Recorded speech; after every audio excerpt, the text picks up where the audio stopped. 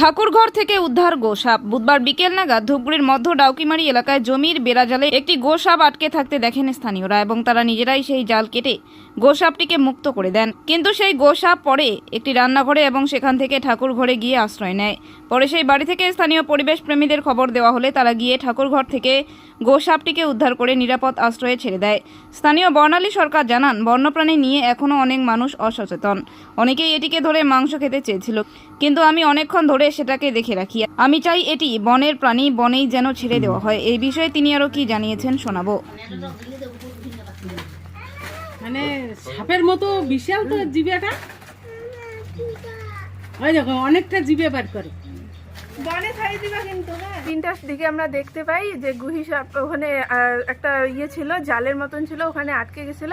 তারপরে আমার ভাই ওটাকে খুলে দেওয়ার পরে ওটা আবার আমরা ছাড়িয়ে দিয়েছিলাম যে বনে চলে যাবে।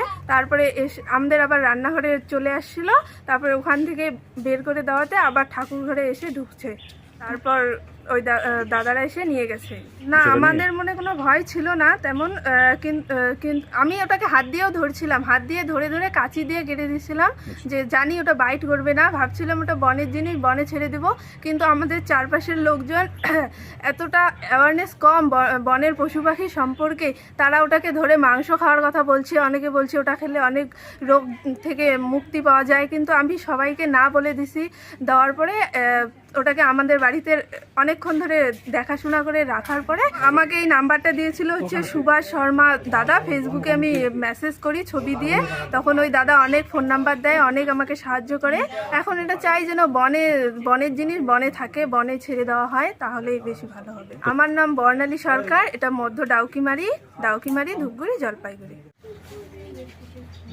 গলাটা ফ্যাস বাচ্ছিল তো, ও মানে শক্তিটা কমে গেছে।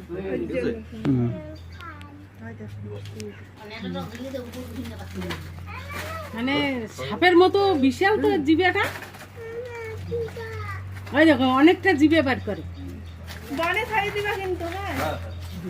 অনেক হাঁপানি ফেলায় জিভে আছে।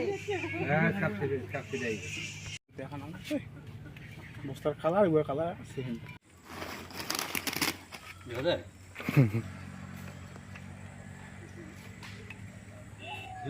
দে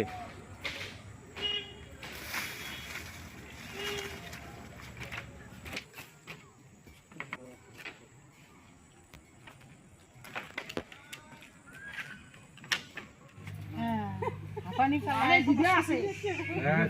কাপ